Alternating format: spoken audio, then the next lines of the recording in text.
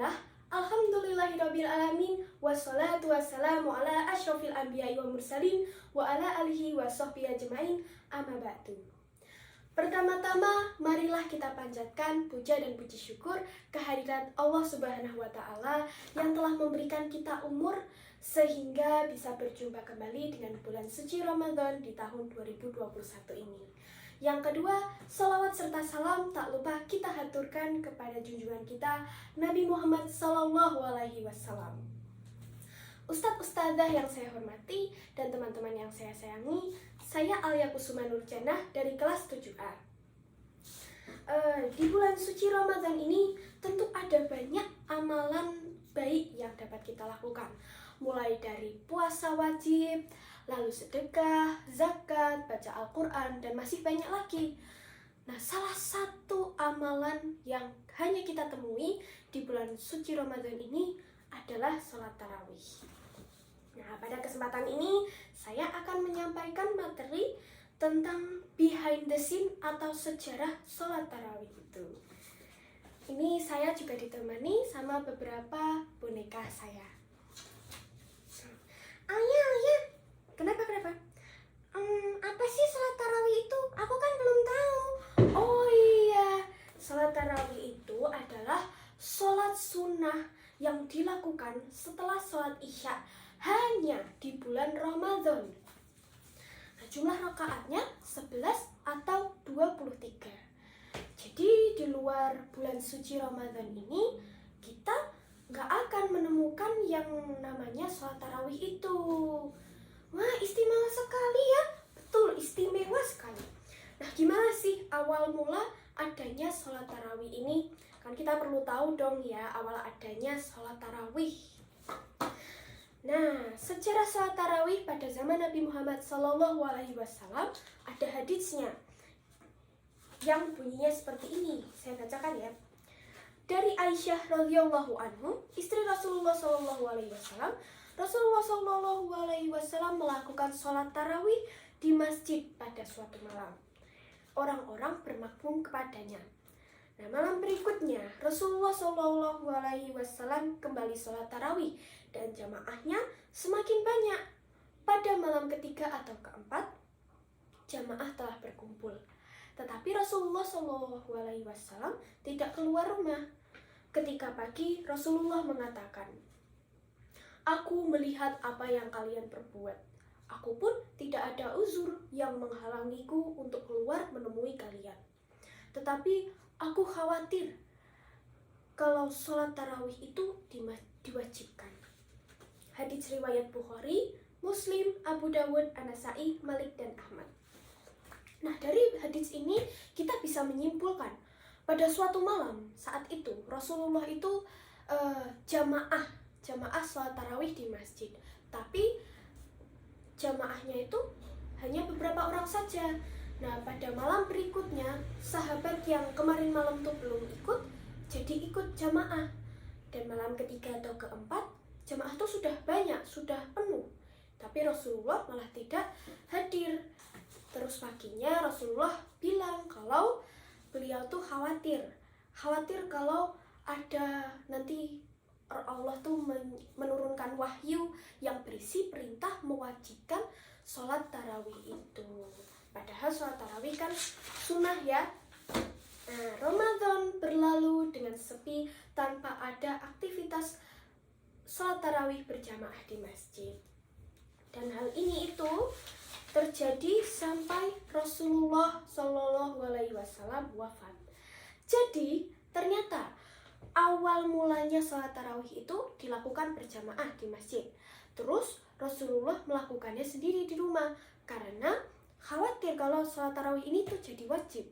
Terus karena hal itu jadinya semuanya pada ikut sholat tarawihnya di masjid sendiri-sendiri atau di rumah sendiri-sendiri.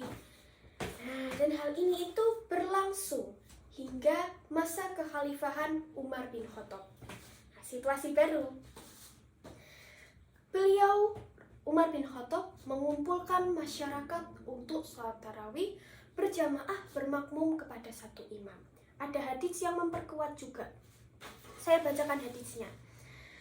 Abdurrahman bin Abdul Qori berkata, Suatu malam di bulan Ramadan, aku keluar bersama Umar bin Khattab menuju masjid. Ternyata kami mendapati manusia berpencar-pencar di sana-sini. Ada yang sholat sendirian, ada juga yang sholat mengimami beberapa orang saja. Beliau berkomentar, "Demi Allah, seandainya aku kumpulkan orang-orang itu untuk sholat bermakmum kepada satu imam, tentu lebih baik lagi." Kemudian beliau mengumpulkan mereka itu untuk sholat bermakmum kepada Ubay bin Ka'ab radhiyallahu anhu, sahabat Rasulullah Shallallahu Alaihi Wasallam, dan juga sebagai perawi hadis. Umar juga tidak khawatir ya, meyakini betul kalau hal ini tuh tidak dilarang sama Rasul, karena sebelumnya juga pernah dilakukan bersama dengan Rasulullah Shallallahu Alaihi Wasallam. Selain itu Rasulullah itu juga sudah wafat, jadi nggak ada rasa khawatir kalau bakalan turun wahyu yang mewajibkan tarawih ini. Nah, selanjutnya mulai saat itu hingga kini banyak kaum muslimin yang melaksanakan sholat tarawih berjamaah di masjid. Nah, Ustadz-ustadzah dan teman-teman semua, demikianlah awal mula adanya sholat tarawih di bulan Ramadan ini. Oh iya, Alia. Iya, kenapa? Terus apa dong keutamaannya sholat tarawih itu? Oh iya, pertanyaan bagus. Jadi sholat tarawih itu kan pasti ada keutamaannya, pasti banyak ya. Nah, yang saya sebutkan ini ada beberapa. Yang pertama, diampuni dosanya. Diperkuat dengan hadis yang bunyinya seperti ini. Dari Abu Hurairah radhiyallahu anhu, Rasulullah Shallallahu Alaihi Wasallam bersabda, "Barang siapa melaksanakan sholat malam di bulan Ramadan atau sholat tarawih atas dasar iman dan mengharap pahala dari Allah, maka dosa-dosanya yang telah lalu akan diampuni." Hadits riwayat Bukhari. Yang kedua, pahalanya setara dengan melaksanakan sholat qiyamul lail satu malam penuh. Masya Allah, ada hadisnya juga. Saya bacakan ya. Nah, dari Abu Dzar radhiyallahu anhu, Rasulullah pernah bersabda, "Lailatul qiyamu lahu kutiba yanshori fahatta imami ma'aqama man innahu." Yang artinya apa? Artinya gini, sesungguhnya barang siapa yang sholat tarawih bersama imam sampai ia selesai, maka ditulis untuknya pahala qiyamul lail satu malam penuh. Hadits riwayat An-Nasa'i. Subhanallah, gak kebayang ya banyaknya kayak gimana gitu. Satu malam penuh saat qiyamul lail. Yang ketiga, mendekatkan diri kepada Allah Subhanahu wa Ta'ala.